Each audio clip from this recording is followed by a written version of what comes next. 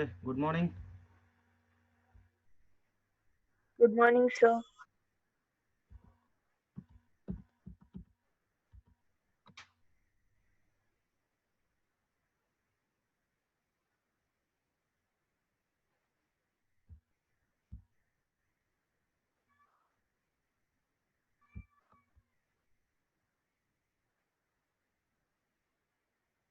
Okay, then we'll start with the next topic, the most important topic of our operating system, that is paging.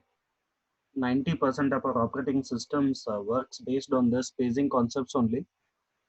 But before going to this paging, first we need to understand why we should go for this. For that, I'll just recall the previous class. I think we have studied something called as fragmentation in the previous. I'll go back to that slide. Internal fragmentation and external fragmentations. We have studied total memory space exists to satisfy request, but it is not continuous. Means if any process wants the memory to be loaded, then it wants the memory in the form of continuous. So for that we have seen example. Here the new request of P4 is coming for the size of 30K, but 30K memory is available, but it is not in a continuous fashion. So here 30K is available, here 10K is available, here 5K is available. It is not in the form of continuous memory. Some part of the memory is here, some is here, and some is here. But actually, in order to allocate for the process, we need it in a continuous manner. So that is what we have called it as a external fragmentation. For example, no, if it is a 40K, altogether, this is 10 plus 20, 30, 30 plus 10, 40. It is there. Total memory of 40K is available, but it is not in a continuous. Continuous means I want entire memories should be there in this block only. That 40K, if it is here, then I would have allocated P1, this P4 here. But it is not in a continuous fashion, so I cannot allocate. So that is the problem. We call it as a external fragmentation. Even though memory is available, but we cannot allocate to the process because it is not in a continuous fashion. Another one we have studied, that is internal fragmentation.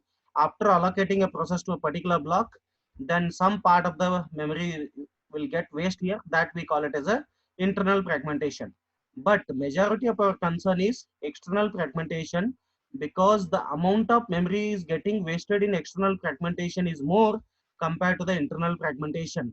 Internal fragmentation is negligible in most of the cases, but external fragmentation we cannot neglect, because see here, almost half of the memory is getting wasted, because new request is coming for around 40K or 50K.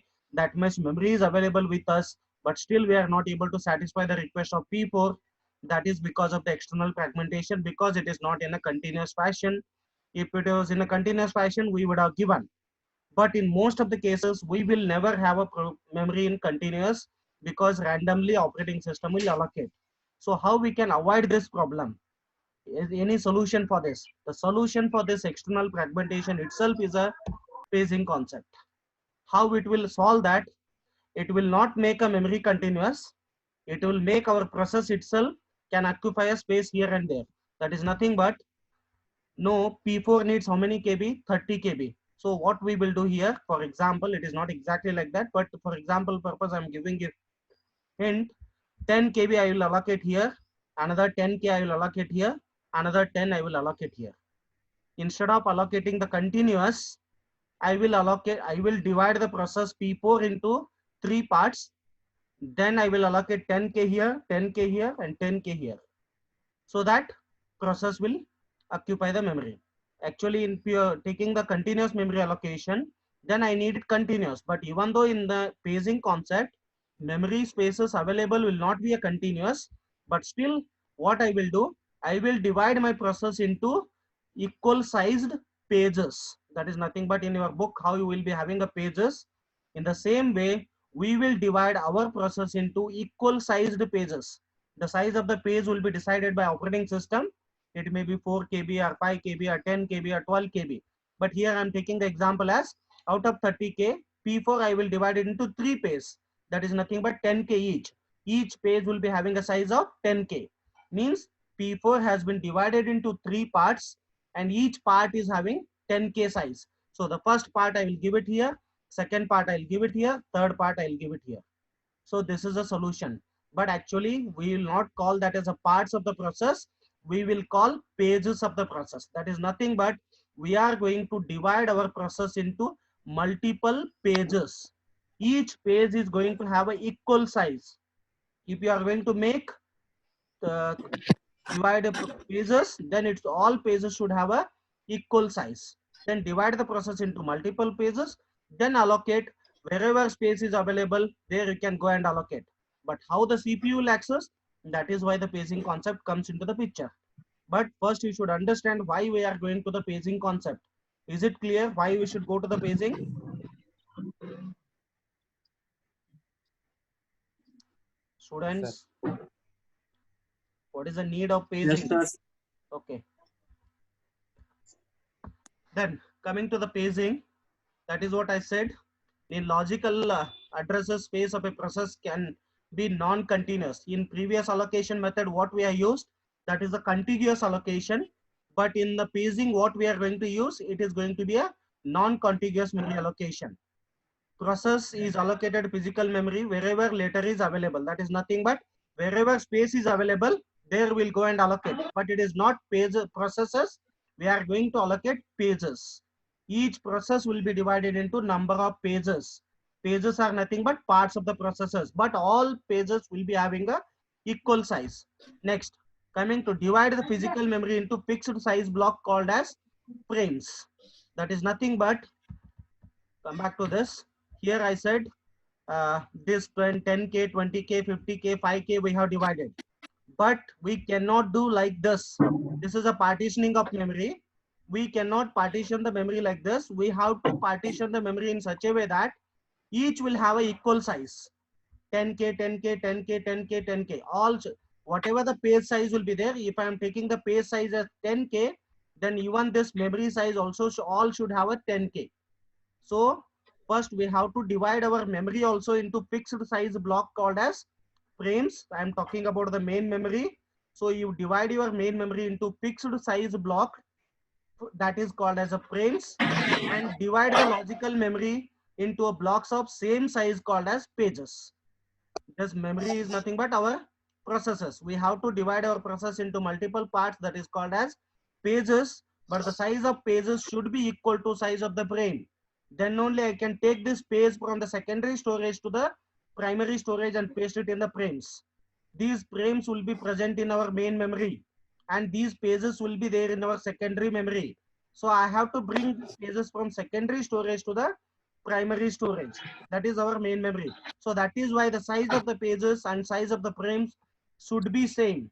So when you are dividing the process into multiple pages, make sure that whatever the frame size is there, the same size pages has to be divided. So that is how the frames, keep these two words in your mind. Frames is nothing but it will be there in your main memory, which is not capable of storing all the data, only parts of the data it will keep. So CPU can directly access data from this. So whatever data is stored in the secondary device, it cannot be accessed by the CPU. So for that purpose, these pages should be brought to the primary memory in terms of frames.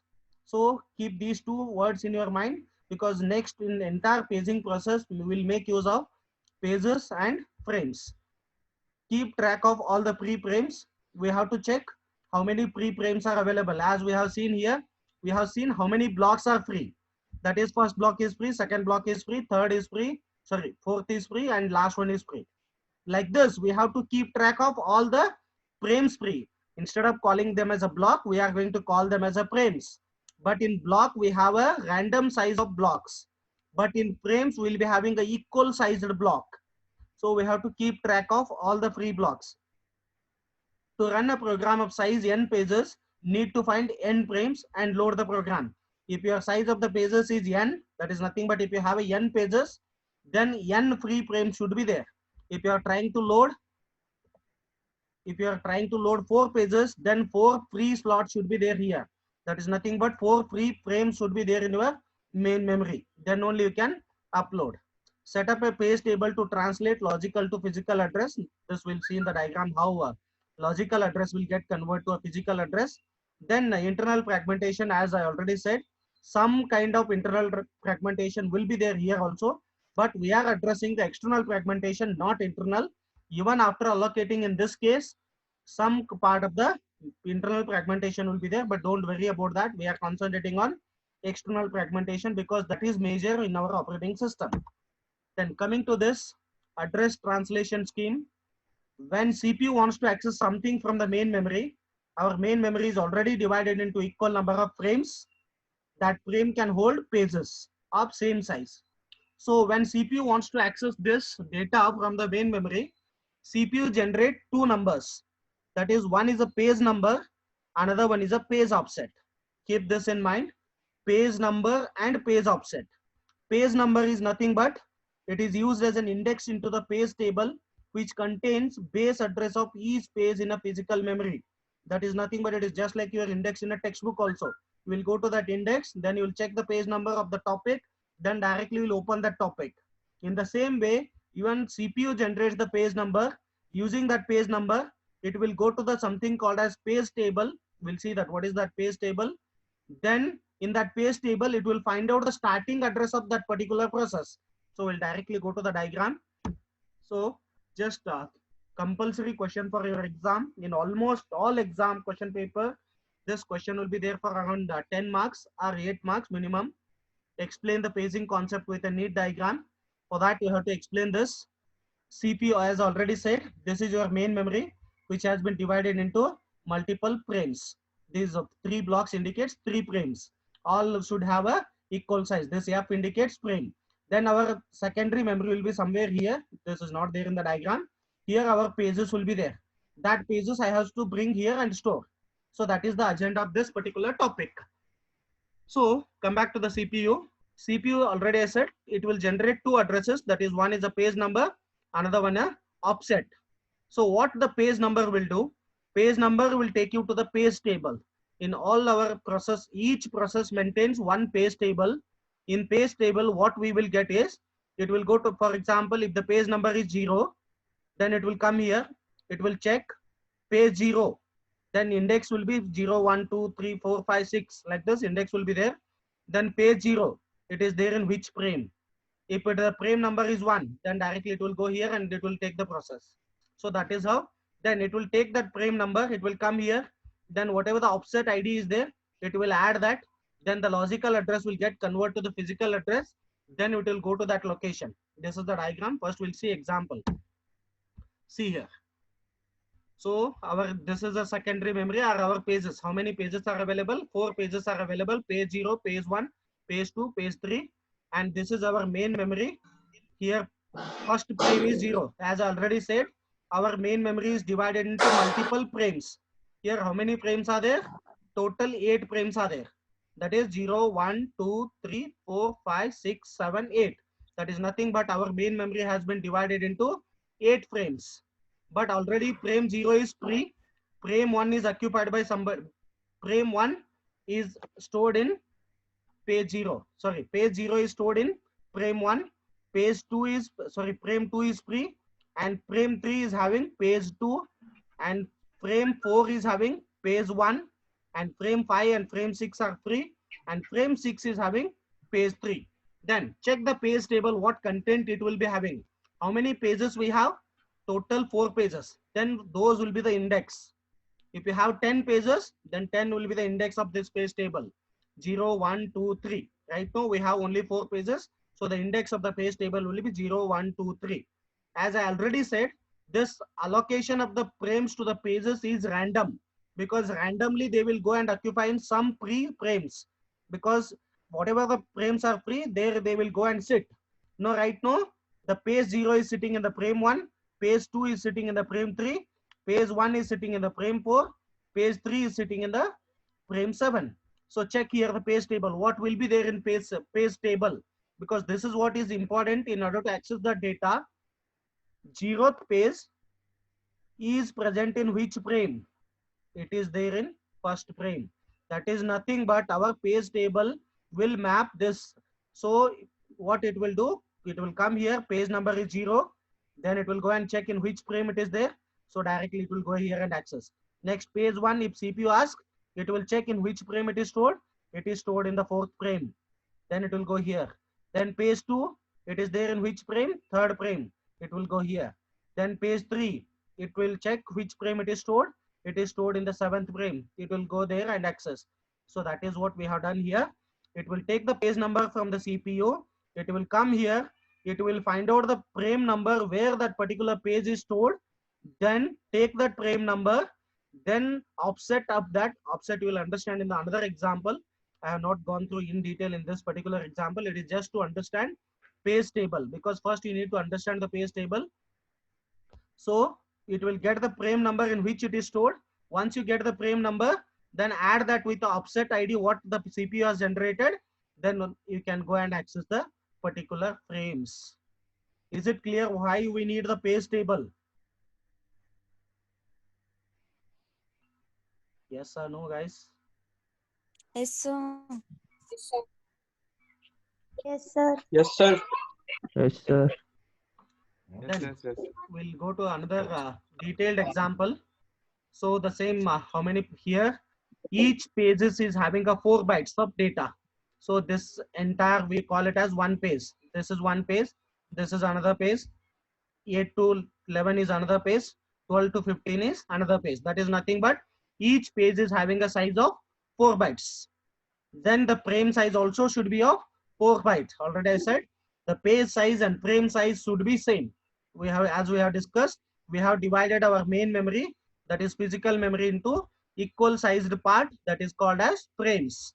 0 to 4 is a first frame, 4 to 8 is the second frame, 8 to 12 is the third frame, 12 to 16 is fourth. Like that, we have multiple frames here. So we have 4 pages also. 0 to 3 is the first page, 4 to 7 is the second page, 8 to 11 is the third page, 12 to 15 is the fourth page, because each page is of 4 bytes. 4 bytes means 0, 1, 2, 3. It is of 4 bytes. Then 4 to 7, 4 bytes. So like this, we have total 4 pages, and this is our main memory, which is already divided into frames. Then in this case, what CPU will do? It will just generate the logical address as 0. Now you have to check how our page table maps this 0 into actual frame where it is saved. So check here in the page table. It will go to the, because CPU has generated as logical address as 0. That means what CPU has given in this place, it has just given 0, not anything else, only 0 CPU has given. Means what page you have to access. It will go to the page table. Our page table is already ready. 0th page is stored in which frame? Sorry. 0th page is stored in which frame? Can anybody tell me? 0th page is stored in which frame? 5th. Yes, it is stored in 5th frame. Then where we should go? 5th frame means which one? This is a 1, 2, 3, 4, 5. Sorry, 0, 1, 2, 3, 4, 5. Actually, I should get an address as 20. Then only I can access the 5th frame. How 0 will get converted to 20? For that, we need to have a calculation. This your operating system will do. Logical address 0 has been generated by CPU, and it is saying we have already know the page number, that is 0. 0th page is stored in the 5th frame. Then each page is of size how much? 4 byte. Then 5th is a frame number, and each frame is having a size of 4. 5 into 4 is how much? 20 plus offset value he has not generated. CPU has not generated offset value, so it is going to be 0. Then 5 into 4 is how much? 20. Then it will go here. Directly it will go to the 5th frame. It will access this particular page. Next, think about, now assume that CPU has generated the logical address as 3. In this case, what will happen? So it has just generated 3. That means he wants to access D. 3 means he wants to access D. How I will go and access D? In previous case, if it is 20, which character I will access in the 5th frame? A I will access. No, CPU is targeting to access the D. Then what I should do? 5 into 4, 20 plus offset ID he has given this case. That is 23. Then directly it will go to the 21, 22, 23. It will access the D character. So you should have got, what is that? Somebody's TV is on. Please mute it. Okay. 23, it will go and access that particular page. So no, you might have got the, what is the use of offset value? Offset value is nothing but page number is used to identify the frame, and offset is used to identify bits within a page. That is nothing but 0 offset means first bit in the page. Then 1 indicates first bit in the page. 2 like this. 3 indicates last in the page. So like that, offset value will be used. That is why the page number will be, frame number will be taken with the help of the page table. Then whatever the offset value is there, that will be added. Then we'll go to the exact location where our particular page is stored in the frame. So that is how it will operate. Then coming to the logical address 4. Now assume that CPU has generated logical address 4. That means he want to access E. He want to access E. Means you have to add it again. 5 into 4, 20 plus 4, 24. Where it will go? 24. Then it will come to E. So this is how CPU will perform the addressing with respect to the page table. So paging is nothing but CPU will generate the logical addresses. Using that logical addresses, first we have to go and check the page table. In page table, we will get the frame number where our particular page is stored. Then once we get the frame number where it is stored, then take the offset value, that is nothing but in that, within that page, which line number he wants to access. It is just like your textbook index only. You will first check the page number, then you will check the internal content. Like that, you first check the page number. Once you get the page number, then you will get the content number.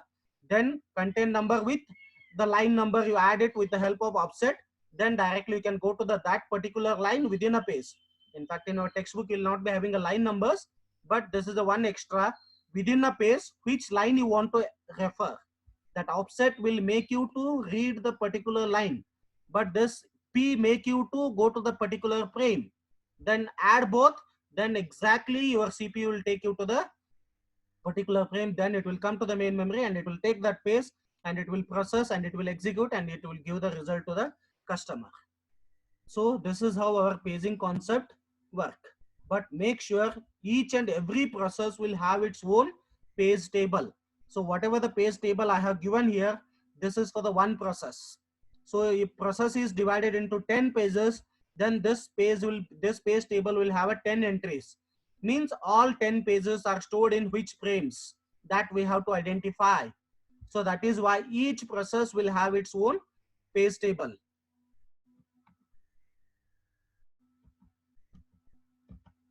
Then one more example is here. So this is our before allocation, the entire main memory is free. No, this is the pages which I want to store here. Just check free frames list. All these are free only here. Whatever the pages are free. Then page 0, page 1, page 2, page 3. I want to put all these pages into the main memory. These all the pages are free. Then how do you put? This is before allocation. This is after allocation. How we can put?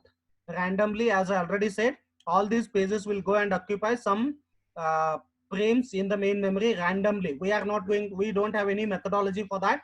Randomly, wherever they find a free space, for example, see here, no, page 0 is sitting in the 14th frame. There is no order for that. Then page 1 is sitting in the 13th frame. Page 2 is sitting in the 18th frame. Then page 3 is sitting in the 20th frame. To identify where they are sitting, we have a page table. Because here it is a page table for this particular process. There is a page table got generated.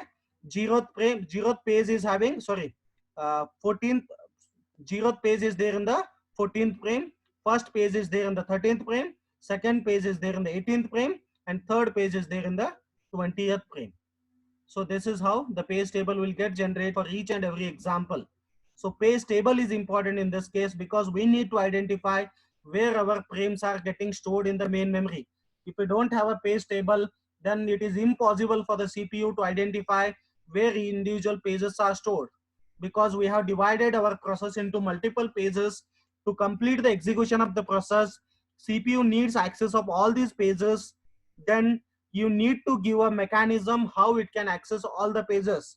To give a mechanism, the only option is our page table and the offset ID. If we give a page table, then we will get a frame number where that particular page is stored. If we give an offset value within that page, which line number CPU wants to execute. So that is the only way we can execute our each process with the help of paging concept. Sorry.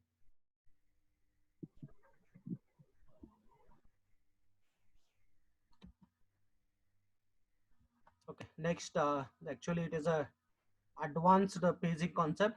For that, we need to study the drawback of this particular, even though, as I said, it is the most commonly used paging, but still it is also having one drawback.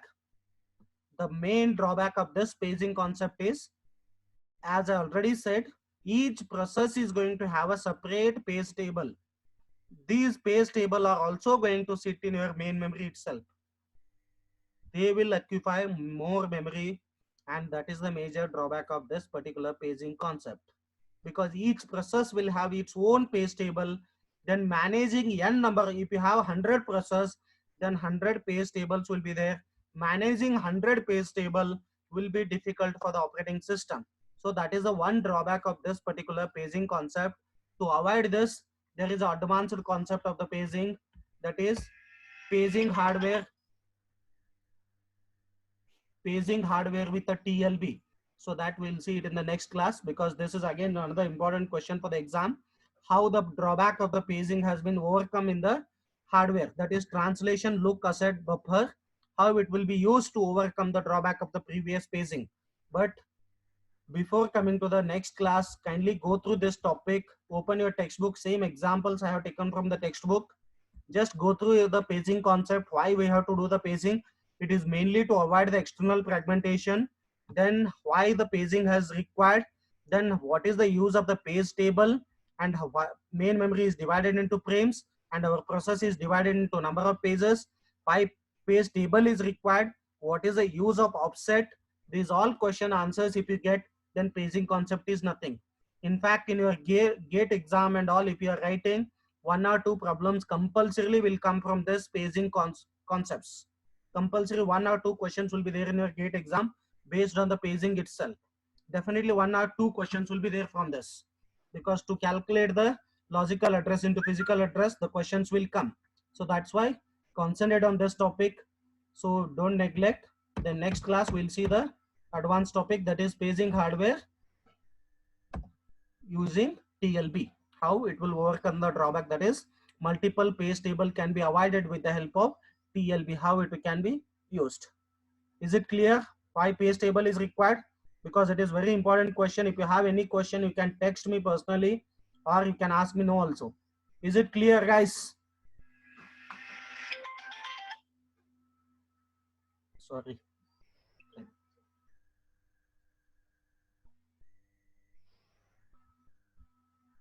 Students, Yes, sir. is it clear paging? Yes, sir. Okay then. Okay, in the next class we'll see the next topic, that is advanced one. Thank you. Shall I close? Yes, sir. Okay, thank you.